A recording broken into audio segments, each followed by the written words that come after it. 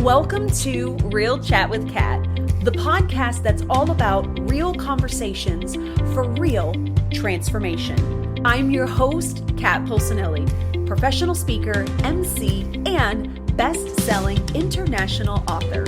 Here, we tackle the tough stuff, the mud that we all have found ourselves in. We talk about the pivots, the challenges, and the victories that shape our lives and our businesses. From overcoming trauma and finding your voice to navigating life's unexpected twists, we get raw, honest, and open. You'll hear from inspiring guests who share their stories of resilience, healing, and growth. Whether it's breaking through emotional abuse, embracing self-worth, or thriving in entrepreneurship, you'll find connection, empowerment, and the tools to keep you moving forward. So grab your favorite drink, settle in, and get ready for stories that hit home and conversations that make a difference. Let's get real together. Hello, everyone, and thank you so much for joining me today on this episode of Real Chat with Kat. I am so excited to have you here with me today, and I have an amazing guest. I was so intrigued by just the way that your perspective is, John. And so I'm super excited to be able to bring him to the podcast and open this conversation to you guys and hopefully give people a little bit of insight and maybe a direction to go with understanding how they react to things or their perspective and then how that shapes everything else. So, John, thank you so much for joining the podcast today. Thanks, Kat. I'm excited to be here. It's going to be fun. Awesome. I am too.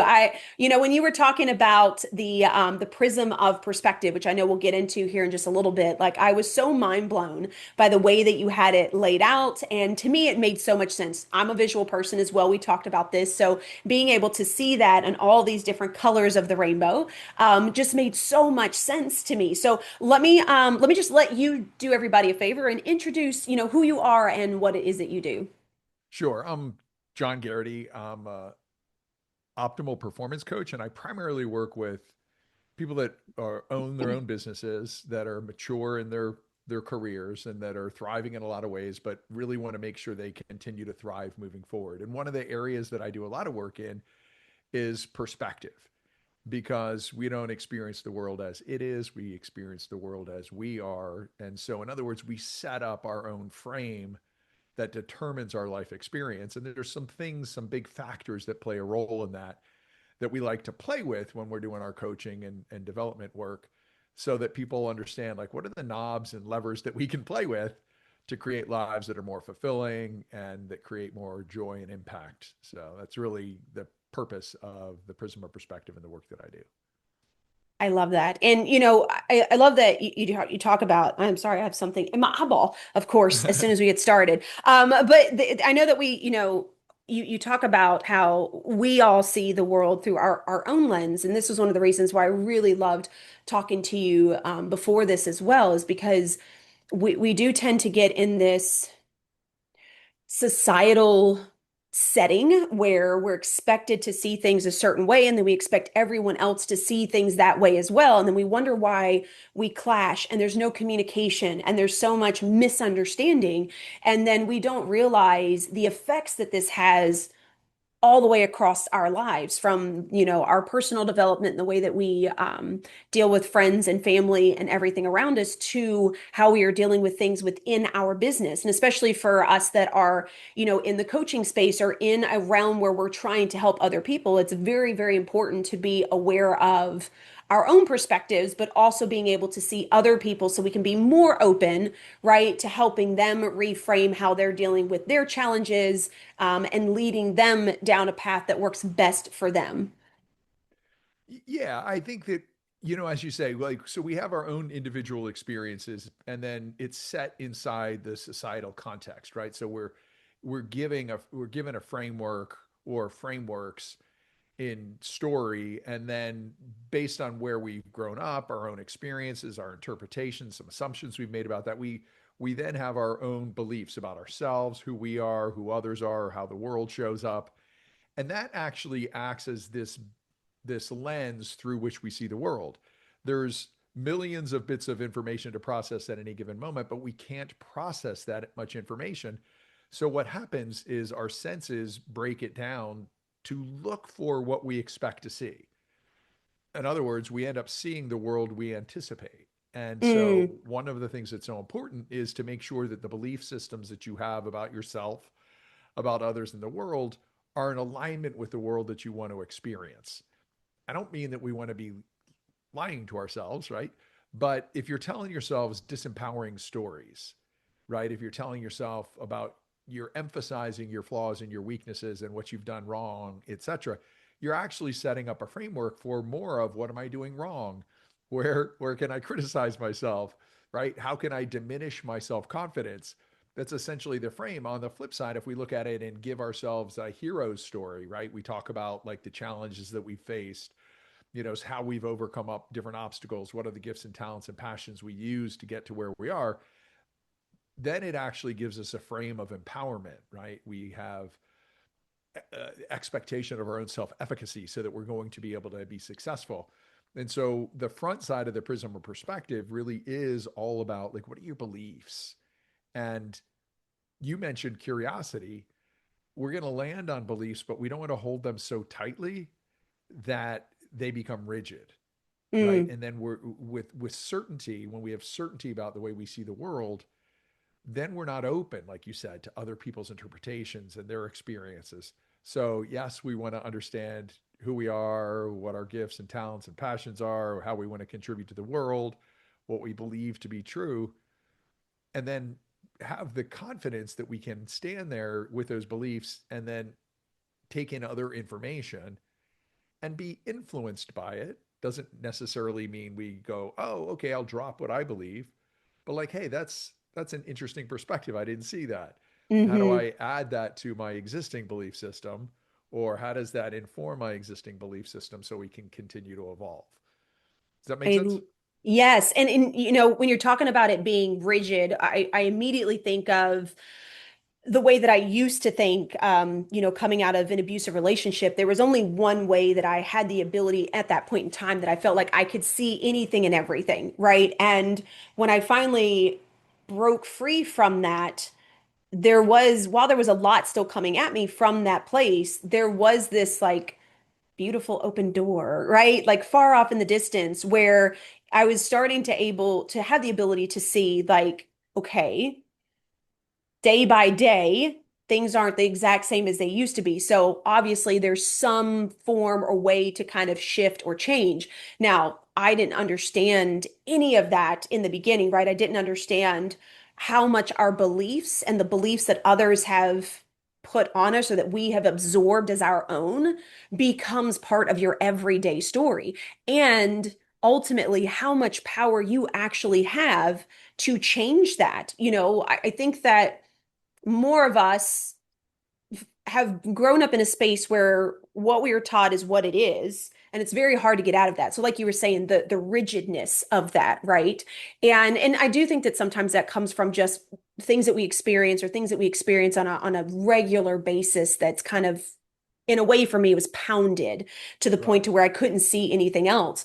And this perspective was actually really interesting to me. And I love that you state that you can still have your perspective, but don't tie it down so much to the point to where you don't have the ability to understand somebody else's. It doesn't mean that it has to overtake yours, but it could influence, right, that growth of how you see something. And I think that that's something that we are not taught enough, is that we have the ability and we should be pulling in this ability to continually want to grow and be influenced by other things, because we did that when we were young, right? You learned something and you were constantly learning how to do better at it. And I feel like when I got to a certain point as an adult, I forgot that we still get to do that. Yeah. So one of the things you're talking about really is the concept of a fixed versus a growth mindset. Yeah. And, we, especially, as our society has become more bifurcated, right? And so you have people living in different intellectual bubbles about what they believe to be true. Hmm. And so, and then identity wise get so attached to that belief system that it becomes dangerous for them in their identity to allow for anything else. So rather than remaining open, curious, and committed to learning what's actually true, a lot of people become closed, defensive, and committed to defending their existing belief systems.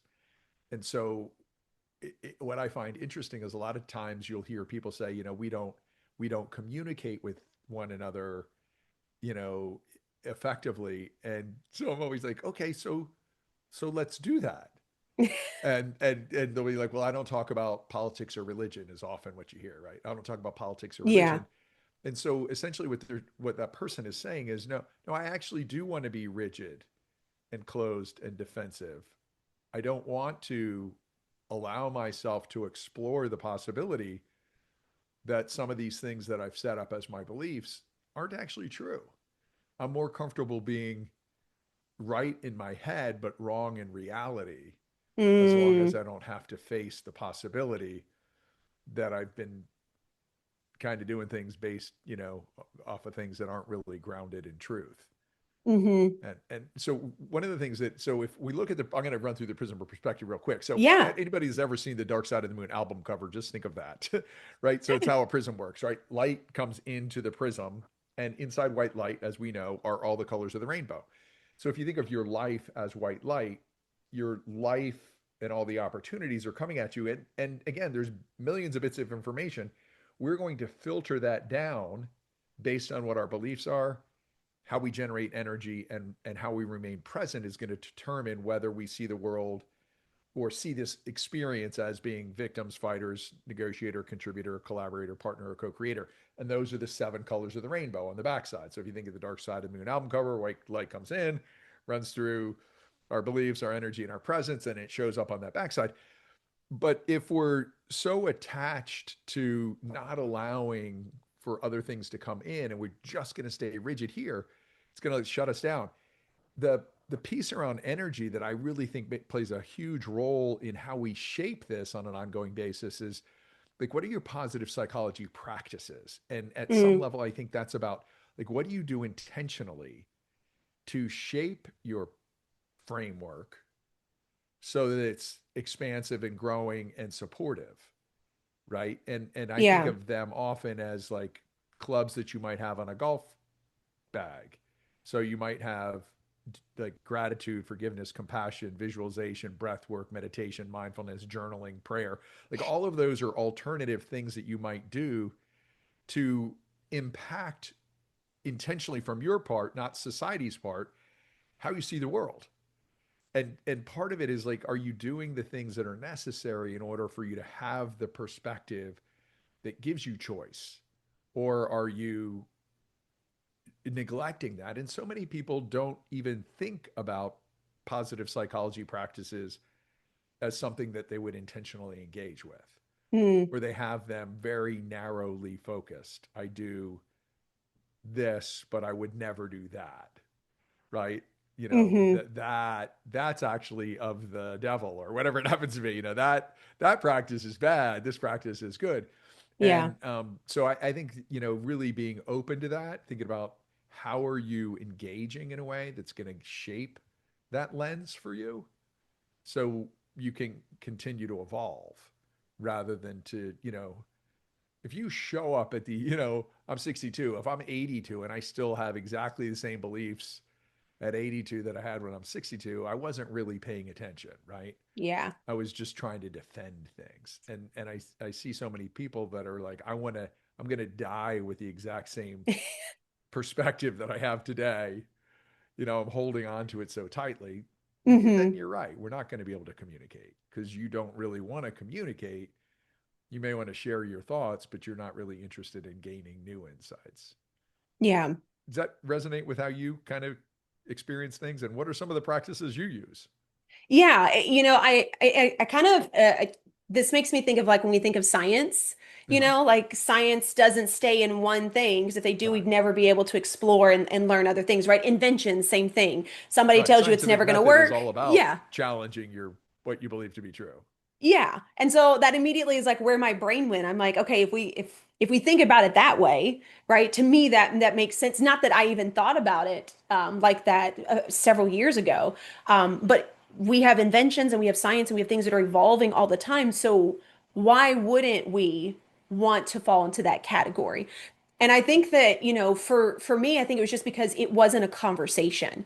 Mhm. When I was growing up, I had a great family and everything, but we never discussed like personal development. We never discuss like, okay, this person doesn't believe in what you believe in. So what kind of questions can you ask to understand better, right? So that you guys can be on a more neutral level where you agree to disagree, right? But you understand what it is that they're saying. So there you've gained insight and now you can grow from there. Like that just wasn't part of the conversations that we had. Yeah, and even the idea of agreeing to disagree, which sometimes you got to get there, but sometimes people get there before they're actually even try to understand. Like, we're going to agree to disagree, and then you say, okay, so exactly what is it that I believe that you are disagreeing with? They don't really Mm, even know, right? There, yeah. it's a couple bullet points, a characterization. This is your belief system, and you're like, well, not really. Would you like to know what I believe so that you can then explore? And it's Hmm. interesting you brought up the idea of science. There's a book that I think does a great job talking about this. It's called "What's Our Problem" by Tim Urban, and he's talking essentially about politics, but he's really talking about communication. And he says one of the challenges that we often have is that we have this perception that people that are very far on the left are extremely liberal, and people that are very far on the right are really conservative. And his perspective Hmm. is that's not actually true. It wraps around, and that when you get far anywhere, you're either left or right, you're illiberal, because liberal actually means to be open and curious and committed to learning. That's kind of the definition of Okay. liberalism, right? That's what liberalism means, right? You are open to exploring things different. And so if you're really far on the left and you have a certainty that the way you see the world is the way that it is, right? Then you're not really liberal. You may be super progressive, but you're not actually liberal. And on the right side, if you're willing to burn things down to go to some specific point that you think is the place when you're not conservative, you're destructive. And so what he suggests is that we think about how we communicate as much more important, and that you want to find out, like, are people what he calls high rung or low rung? And Hmm. high rung are the highest rung, he says, are scientists. And he doesn't mean people that are scientists professionally, but people that are open to, here's my hypothesis. Like, I believe this is the best way for a society to thrive. And I think this is the way that taxes make sense, or this is the way that regulation really makes sense. I'm going to throw it out there as a scientist, and I want other people to go, well, here's what's wrong with that theory. And I'm going to be Mm, open to it, right? Lower level is sports fans. They're still high rung. If you're a real sports fan, you want people to play fairly. You don't want them to cheat, but you kind of have a, I want this team to win. But as long as you're still open to, at the end of the day, go, yay, your team actually did outperform my team, that's okay. When you get into low rung, they have attorneys, and attorneys, he says, are people that know the truth, but are willing to lie and mislead, and right, to keep their, they want to hmm. suppress information that doesn't support their, they're not really looking for the truth, they're looking to win. And then the very, very low level are people that can't see the truth. And so if you think about how you engage, whether whatever it is that's meaningful, like, are you coming to the world as a scientist? Are you coming to the world with an open perspective that I have my beliefs, I'm going to share them, and I'm going to remain open. I'm going to throw it out like a hypothesis. I believe this to be true. Tell me I'm wrong. Where am I wrong? And I think that that's an interesting, like, as you said, really, are we being scientists in the world, or are we the low, low, low level he calls golems? um, you know, from people Yes, that are Lord of the Rings. So Lord of the Rings, right? Yeah, and he's slumbering low, low level energy, and it just kind of gives you that perspective of how am I showing? How am I showing up? You that's a know, beautiful analogy too, though. And when I think about that, you had asked me about some of my practices and things that I do now. And one of the things that I started doing was asking things like that to my teenagers, which my boys are now 21 and 17. So I guess I don't have two teenagers anymore. But that's something that I do on a regular basis with them. And I started doing that several years ago when I realized that I'm not going to understand anybody else's side if I'm not willing to ask the question and actually hear what they have to say. And so that kind of shifted the way that I parented from this, do what I say, do it this way, what you're doing is wrong. And okay, well, I hear what you're saying. I think it should do this way. Explain to me why you think that your way makes sense. But what was actually really interesting was there were times where my kids had a better understanding, or I'm like, okay, you know what? That actually makes sense. All right. So it's really interesting because I think that especially the way that I grew up, the parent was the parent, the child was the child. But being in this phase with my kids of I'm no longer supposed to be the one that holds all the balls in my hands, but let's let you learn and understand. I have learned so much from them as well.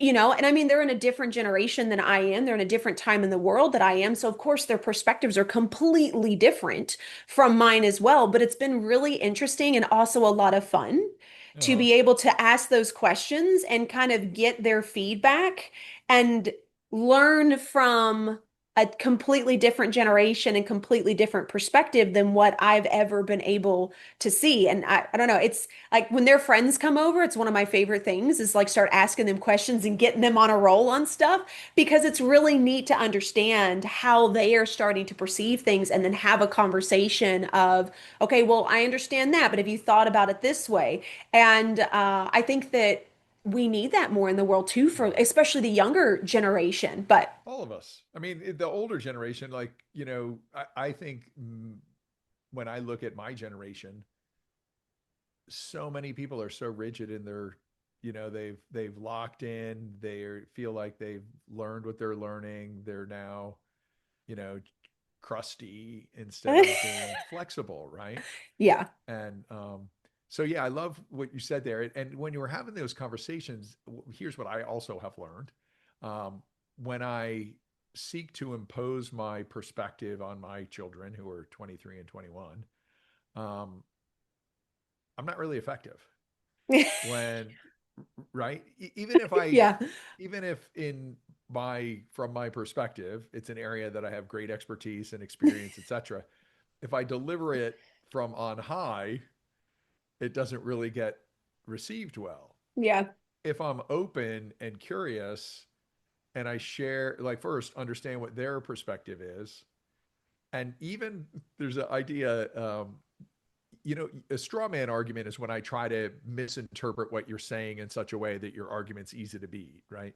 A Hmm. steel man argument is where I look at your argument and try to add strength to it, right? Ooh. So I look at your argument and somebody says, whatever that, let's say someone hypothetically believes that, you know, very low taxes for is the most effective way to have a more fair society, and so I might argue with them, say, well, I do believe that taxes can play a disincentive, so it might stifle initiative and things along those lines. And so if taxes were super progressive, you could see that eventually there would be a place where you would begin to have, less prosperity, etc. Um, Now I've given more strength to your argument, and most likely, if I do that, I now have an opportunity. Let me share a different perspective that may not be as familiar to you, right? And now, because we've helped to strengthen theirs, they're most likely going to listen to ours better. I find that to be so true with Mm. my kids. Like, if whatever, yeah, I get that and I can understand that. And maybe that is completely true, but maybe this other thing. And the less I find that I try to force anything, whether I'm leading a team or my kids or whatever happens to be, the more receptive. Because even if you think about it, like if you're pushing against something, the other side pushes back. Hmm. But if you're really not, there's nothing for them to push against. They push and you just kind of absorb and go, yeah, that's interesting. Well, eventually there's it's not as much fun to push. So yeah, yeah, perspective. The Prism of Perspective is a, it's a tool that I talk about so that people can think about, like, be clear on what you believe, and that the stories you're telling yourself about yourself and the world, et cetera, has you looking for a safe, abundant, collaborative, partnering world, and be open to see what you might be missing. And so, like I talked about those, positive psychology practices, I think thinking about, like, what are you doing to generate the physical energy, the emotional energy, the mental energy that you need to engage in your world as a practice is really important. I was speaking to a person that I'm friendly with who had recently had a bit of an emotional challenge, and they actually checked themselves into like a 30-day outpatient situation. And we were talking about, getting back into the world and things along those. And I was just talking about, like what are some of the things that you do to strengthen your emotional state on an ongoing Mm, basis? Right? What are your practices, rather than just hoping that all of a sudden your emotional state's going to be great? mm-hmm, And it was really nothing. I said, so if physically you wanted to get better, what would you do physically? Exercise. I said, okay, so you have to do that physically. Why would we not think it's just as important to have practices on that side? Right. And so I think building those practices into our lives gives us an opportunity to be resilient, right? To see the world from a great place, to put ourselves in a great state. So we're seeing opportunity rather than, all the negatives in the world. And, just yeah. being really intentional about it. It changes our life's experience. There are circumstances that absolutely are happening in our world and they influence us, but it's really our interpretation of those experiences that have the biggest impact. Mm-hmm. Right. And so if we're not being intentional and taking control of that, we're giving away a ton of our power. Right. Yeah. And I think that's interesting when you talk about, giving away a ton of your power as well is I don't think that we think in that regard, right? I know I didn't for a really long time, right? For me, power and control was the physical things that I could handle, right? How my day went, my schedule, how my kids were doing. And I realized that the more that I learn to let go of those items, because that can always shift, right? And the more that I learn to focus on my perspective or my emotion in a moment, I was able to redirect and control more than what I had ever had the ability to be able to do, which ultimately led to the ability to handle larger capacities of things that get thrown at you without it not only disrupting your day, but like completely obliterating your day or your next week or your next month, right? Which used to happen to me. If I had an argument with someone, I would ruminate and go through that argument and their side for like hours on end, right? Even if I was trying to do other stuff, I was still having that conversation back and forth. And what I realized is I was like, well, first off, what good is it doing? I have absolutely no clue what they would actually be saying. And where is this actually getting me? What is it solving? Is it solving anything? Well, no, it's not. It's just giving me a space to be angry, except for in my head, which then disrupts everything else. And so realizing that we have more control than what we think, it's just not in the way that we think control is, was a really interesting turning point for me Yeah. Yeah. to start to understand. I try to use the word influence rather than control, because Oh, control, okay. I think, implies a level of control we don't have. Right. Okay. Like when you start to say, what do you really have control over? You really have control over your thoughts, your beliefs, right? Your practices, like you, right? Mm-hmm. Once you get outside of you, you don't control your kids. You don't control the people in the audience. You don't control really anything. Now you have influence, and the closer in, right? So we have like a ourselves, and then outside we have people that, in situations over which we have a fair amount of influence, and then we have limited influence, and then we have no influence. And really, once you start getting outside there, then it starts to be, does it make any sense whatsoever to be placing energy and effort on something over which we have no influence? Right. Yep. I was a financial advisor, and So when somebody takes an investment, right? And let's say they give you $100,000, right? And they get nothing back, right? It's not a 0% rate of return, it's a negative 100% rate of return. And so when you think about the energy and focus and attention that you have, which is a limited resource, and you say, I'm going to take that limited resource that I have and I'm going to go invest it in an investment where I'm not only going to not get anything back from it, I'm going to lose all of my investment. My time and energy is gone, my focus, my peace of mind, all those things are gone. Like you wouldn't do that. But so much time people spend outside of their circle of influence. And again, so becoming aware of where is that for you? Mm-hmm. And I think again, if I'll look at the prism of perspective, the backside is all about the space between stimulus and response. Like, are you present? Because in some ways, if I think about the prism, like the first thing is kind of like, what are your existing beliefs? The bottom part Mm-hmm. is like, how do you generate energy? And also, how do you influence your future beliefs? Right? Because you have this set of beliefs, like what are the practices? Like where's your gratitude, your compassion, your forgiveness, your visualization? Like what, because whatever you're doing down here ultimately goes back up and it becomes part of your belief system. And then the backside is your presence. And the presence is, are you actually present in the moment so you can act in alignment with your aspirational vision of yourself? Or are you triggered in that space and you're just reactive?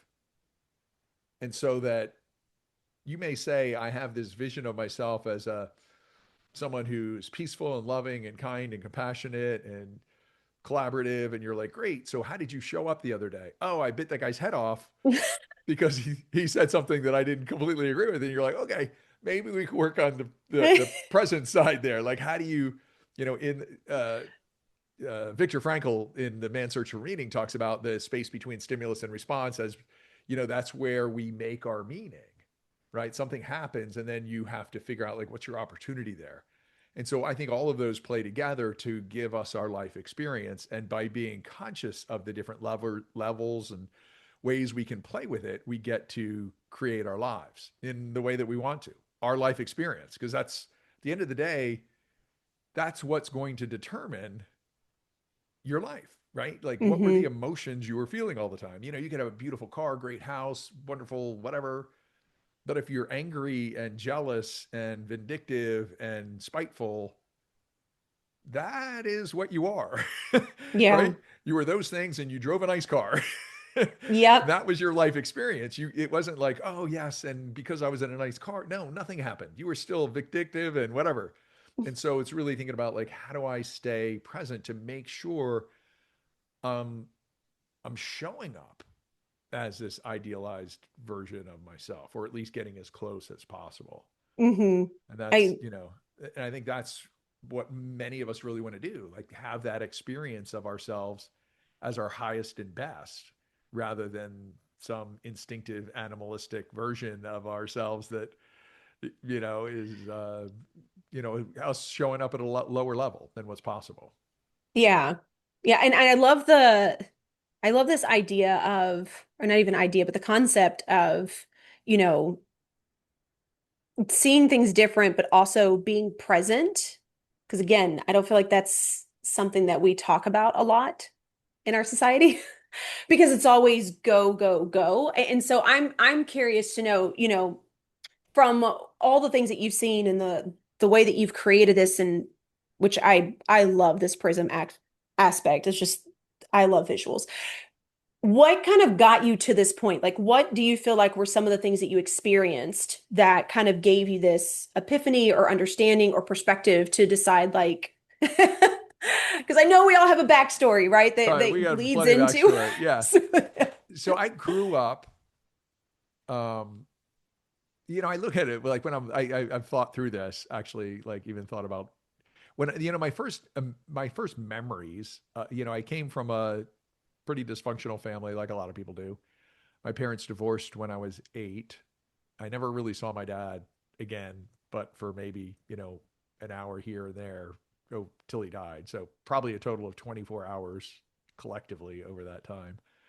Um, but I remember like having feeling like I had to show up a particular way. So kind of having like a facade.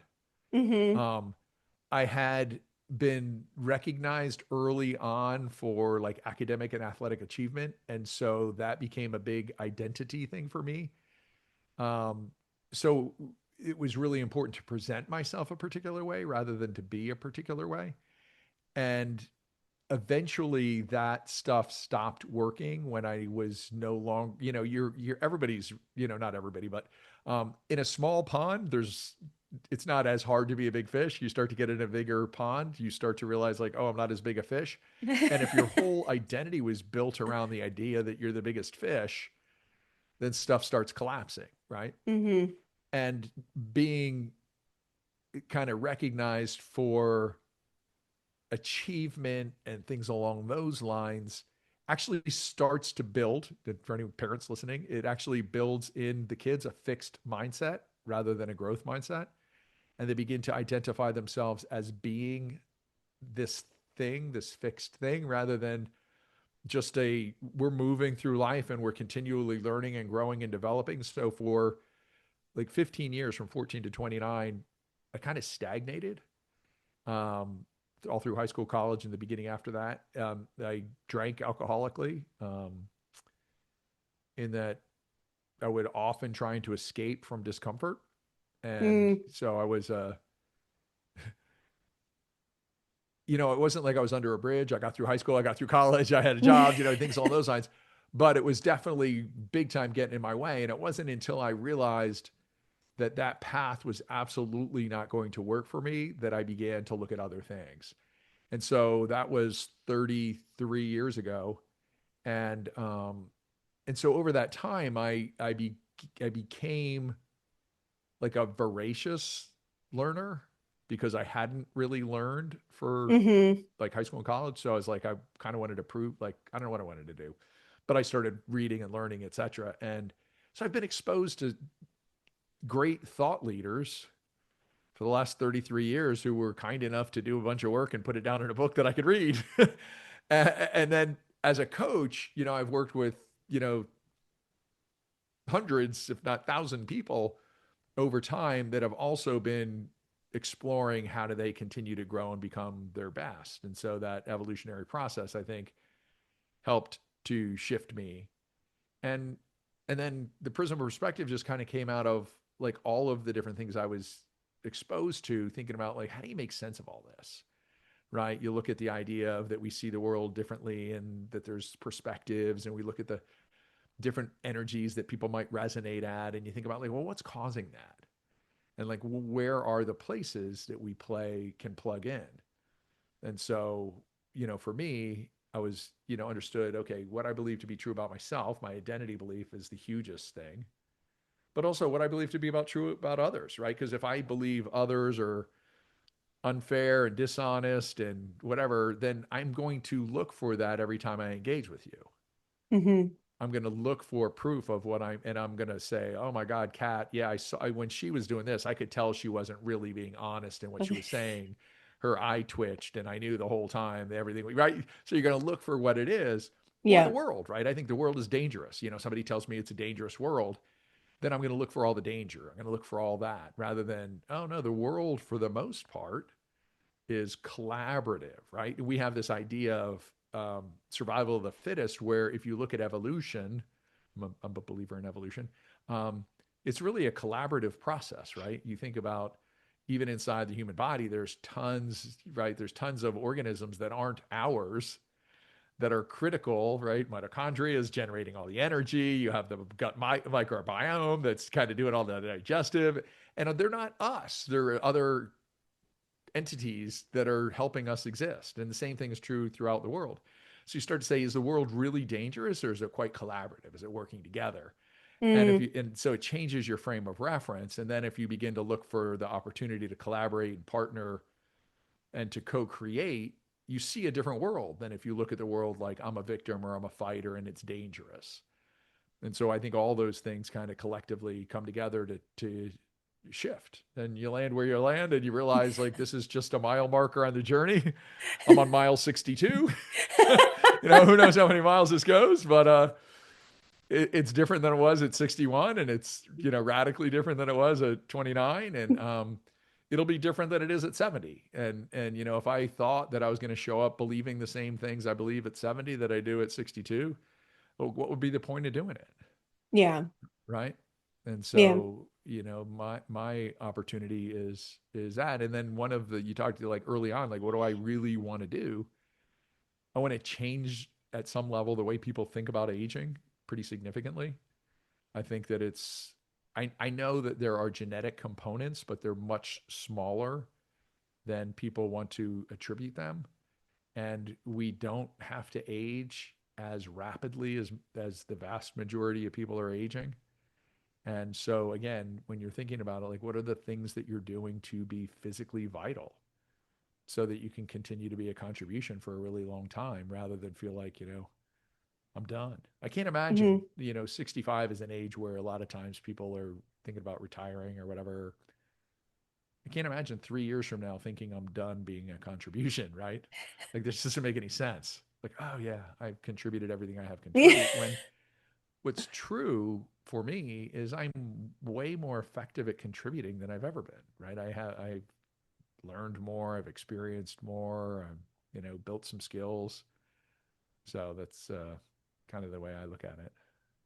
I love that. It's a beautiful perspective. And thank you for sharing the backstory as well. Because I do think, and I know you kind of talk to parents very briefly. I agree with that. And I was raised the same way. Again, I love my family. But it was definitely um academic achievements. I was in a lot of sports. So there was a lot of like, how do you be the best of the best? And I do think that that really shifted how I saw myself. And I do feel like, Even some of the how do you become is actually growth mindset. mm, The recognition, like, if somebody's like, you're the fastest, you're the best, you're the smartest, you're the whatever, then it's an identity belief. If the same event happens and you cheer your kid for winning the game, and one is you won the game, man, you are the fastest and the best and the strongest, it has a different landing than if, congratulations, it's clear that you've really worked hard on this skill. Wow, you've really developed that capability. I can see the hard work paying off. One leads to someone who's like, oh, I'm just moving through life and continually evolving based on my contribution. The other hmm is I have a set box of capabilities that's going to allow me to do X, Y, or Z. And so it shows up differently. And with people that have a fixed mindset, they tend not to be willing to risk failure, yeah. And so what they do is play it safe. The way I did it was stopped trying, right? So you look at those years, and it was like I realized, like, okay, I'm not necessarily the smartest person here, but if I really show up and try and I'm still not the smartest, then I've proven I have limited capability. But Mm, if I don't really try, I can always be like, well, if I tried, you know what I yeah. mean? And that's kind of what shows up for a lot of people in that way. So, Yeah.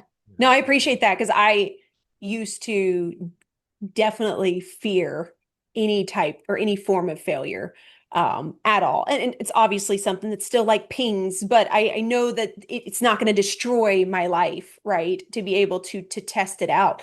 But I was like that for a really long time where it was like, no, no, no. I know I'm good at this and I know I'm good at this. So if I stay in this, right. Stay in my nobody can lane. tell me different, Right. right? Right. Versus, I don't know how I can do this, but I want to learn and see what happens. And it took me a while to understand that failure isn't the end of the line. Right. Failure is the beginning of deciding and figuring out who you are and where you want to go. And that's what gives And those opportunities. And so again, I think it comes back to what you keep saying is shifting our perspective and shifting the way that we see things. And I think it's also shifting the way that we use words as well, because it really can have a debilitating effect on what you decide to do or not to do, or, move forward or not move forward, is the words that you are choosing to use. Try was one of those words that I took out of my vocabulary.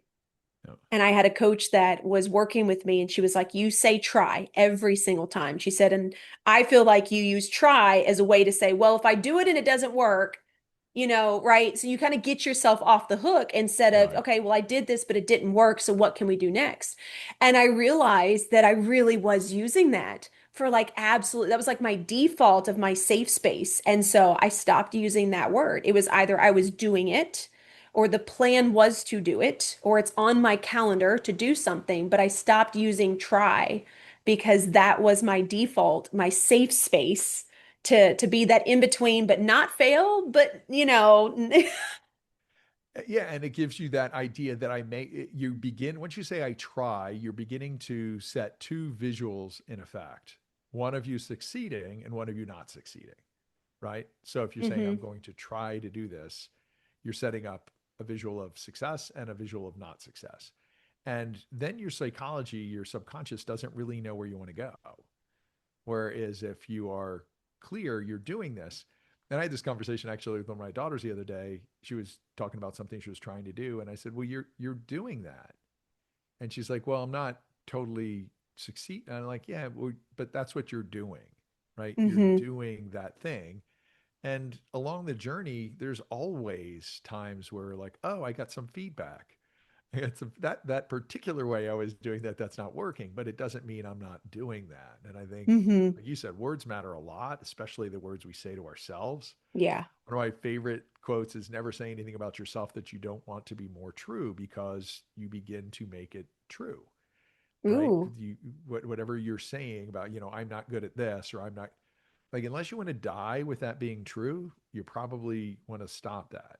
It's okay to say, historically, I've been challenged by, right? But I'm getting better, I'm growing, I'm learning, right? But don't own your shortcomings. Mm, Um, as because again, once it becomes your identity belief and you begin to attach to it, you actually defend it, right? You defend yeah. your shortcomings. And so we really want to be conscious and careful about that in my perspective. So Yeah. Oh, John, thank you so much. This is such a beautiful conversation. And there's so many different directions that we could continue to go. And I'm just really hoping that someone who's listening is getting some type of light bulb moment or perspective shift, right? If you've been feeling called to this. So do us all a favor, John, tell where can they find you? How can they follow you? How can they be in your world? um, well, on social media, Coach John Geraghty, and I'll have Sherry send all the information for all the places that I can be contacted on social media, etc. I'll also have her send out a graphic for the Prism of Perspective, so people can look at that if they'd like to. Yes. That you can put in the show notes. Um, Yeah. and my big encouragement is to recognize that we're all creating our own life masterpiece. And Michelangelo was talking about, somebody asked him about the statue of David, and like, how did he carve the statue of David into the marble? And he's like, I didn't carve David into the marble. What I did is I removed everything from the marble that wasn't David. And I think sometimes we feel like we have to add so much to ourselves, where if we really think about like just getting authentic and real and understanding like who are you called to be? It doesn't have Mm, to be somebody else, but like, what is your real natural way of being? yeah. Obviously, we're going to continue to grow, but let's grow authentically as ourselves, because we're never going to be great at being anything other than who we are. And so that's kind of what I would throw out there. Yeah. Oh, Good no, deal. that's beautiful. I love it, John. Thank you so much.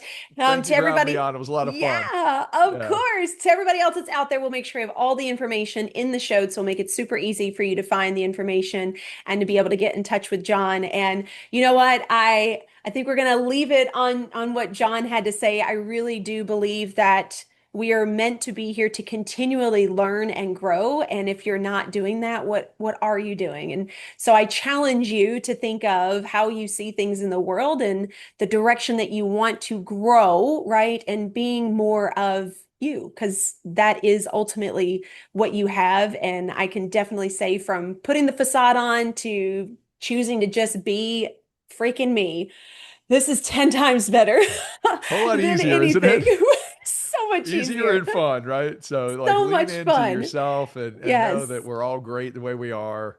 Yes. And so anyway, thank you again, Kit. You It are was much so fun. welcome. Yes, to everybody else out there, have a wonderful day. I hope you got some amazing perspectives. And until next time, do one thing positive for someone each and every day and see the difference that it makes in your life. Catch you later. Thank you so much for tuning in to Real Chat with Kat today, where real stories meet real solutions. If you loved today's episode, don't forget to subscribe, leave us a review on Apple, and share this with someone who may also need to hear this as well. Let's also keep the conversation going. Follow me on socials at The Lotus Effect, connect with our incredible guests, and remember, you are never alone. Your story matters, and you have the ability and the power to rewrite it. You always have a choice. Until next time, stay strong, stay inspired, and keep showing up as the incredible, unstoppable